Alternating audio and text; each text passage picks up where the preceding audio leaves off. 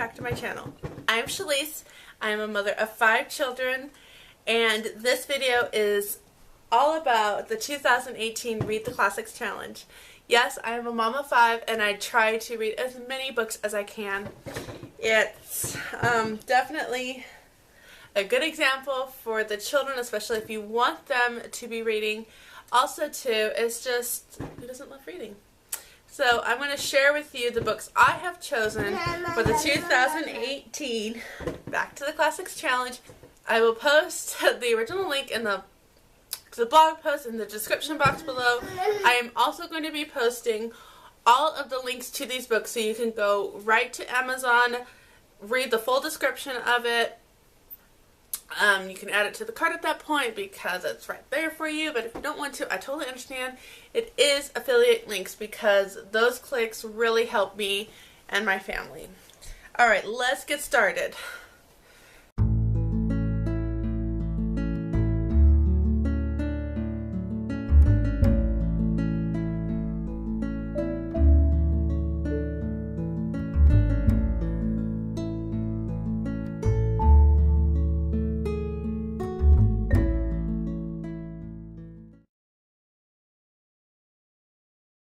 The number one 19th century classic book that I'm going to be reading is Harriet Beecher Stowe's Uncle Tom's Cabin.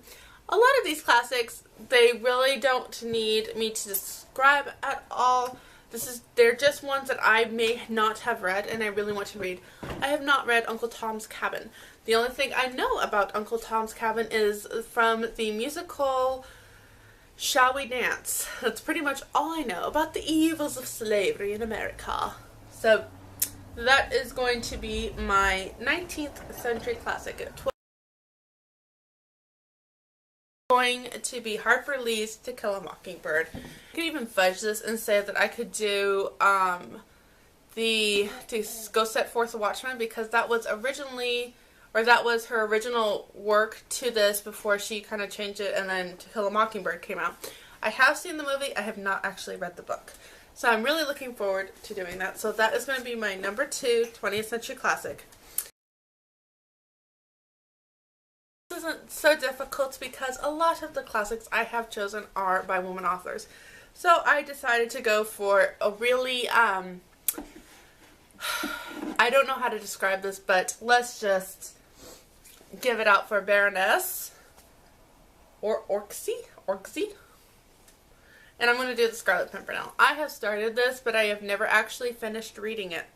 I think I've only gotten like a quarter of the way full. Look, I still have my bookmark from last time. So I would like to read Scarlet Pimpernel. I did enjoy the A&E miniseries they did. I love it. It's so fun. And I actually do want to read the book. So I don't know if this one does seem to be, I mean, these are kind of self-explanatory. This one does seem to be a little lesser known. The Scarlet Pimpernel is about a French, like, aristocracy kind of thing that during the French Revolution, I think, men in England, and he's known as a dimwit, but he's actually like the head honcho behind a lot of the help that the French citizens were getting in the whole French Revolution and the war between, France and Britain. So he's known as kind of a dim-witted fellow, kind of stupid fellow, but he's actually wholly playing the part, and he's a really clever man. So, again, can't wait to read that. I decided to go for All Is Quiet on the Western Front. Again, this is my car read, and I haven't gotten that far on it. So I'm going to put all my effort into just reading this from start to finish as one of the challenge books. And honestly, the stuff I have read so far, I am loving this. This is about a German soldier in World War I. And just some of the conversations, or reflections, I should say, that this man has is just daggers to the heart. So I'm going to be doing that one for a classic in translation. I decided to do Caddy Woodlong. To be honest, I had assigned this to my children to read, and I sort of vaguely remember the copy that I had way back when as a kid, but when they were telling me some of the things, I was just like, I don't remember that. How crazy is this? I don't remember all these things that you're telling me. So I am going to be reading Cadley Woodlawn, and I'm looking forward to doing that because honestly, I don't remember it enough. So it's going to be like reading a new one for me anyways. Alright, so, by the way, what defines a classic is that it needs to be at least 50 years old according to the website. Okay. I have read all of Sherlock Holmes. That was one. I have read all of the Father Browns. I have read, I was trying to think of all these classic crime stories, but I've already read a lot of them. When I was pregnant with my daughter, I was so sick that I was literally on the couch all day, and I read all of these books. They were so great. But the ones that I haven't read, and I consider them a classic, are the Dorothy Sayers' Lord Peter Wimsey. Love the TV series. I think it's time to pull out the books. Books are always so much better. So that is what I'm going to be doing. This one is, I think, all of the Lord Peter Wimseys in this volume. I don't have this book to pull up and show you, but imagine this right here, Around the World in 80 Days. Now, I know I have a copy, but I think it's one of my Reader's Digest collector's versions that I have still in the cargo container at the other house. So I need to go and get it. I'm sure I have that, but if I don't, I can always get it from the library, and then it gives me a 3-week deadline to read it. This one is Jane Austen's Persuasion. I have read Emma, so I couldn't pull that one up, but I haven't read her Persuasion yet, so I'm really looking forward to finally sitting down and actually reading Jane Austen's Persuasion. I've seen all the movies, I've seen probably all versions of all the movies that they've done of Jane Austen, but I have yet to actually sit down and read this particular book. I think I've read all the other ones though. Isn't that crazy? This is one of my favorites, and I don't think I've read this one. The Black Arrow. Another one that I've been dying to read. This is actually my husband's high school copy. This is one of his favorite books by Robert Louis Stevenson, and I have yet to read it, so I can't wait to sit down and actually hold the copy that my husband read in high school.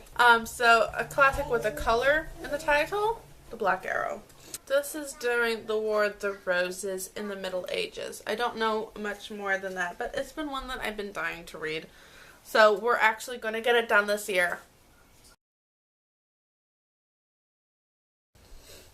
I've never read Jane Eyre. Seen all the movies, never actually read it. Some of the Brontes, I think I kind of stand with Jane Austen in this, that they're kind of more goth, and Jane Austen's Northanger Abbey was even written to kind of mock the Bronte sisters. I've seen their movies. I love Tenant of Wildfell Hall, but it is kind of dark. I have seen Jane Eyre. It is a good story. I'm probably not a diehard fan that a lot of people are. I tend to like the happier Jane Austen series. But anyway, author new to you, I haven't read any of the Bronte sisters stories, so I will be reading Jane Eyre and kind of earning a status with my friends among there.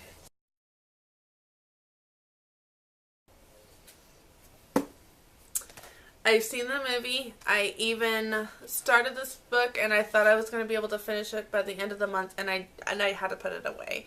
I think I was even trying to read it in October, and that was so silly. There's so much creepy stuff out that I really did not need to be reading this at that time. And also I need to read this during the day and not just before I fall asleep. The Picture of Dorian Gray is about an artist that paints this portrait of Dorian Gray, but the picture is reflective of the soul of Dorian Gray. So Dorian Gray kind of just keeps it up in the attic, away from sights, but the person he becomes is really reflective in the painting. And it starts becoming this ugly, hideous creature that is just, you're just like, oh.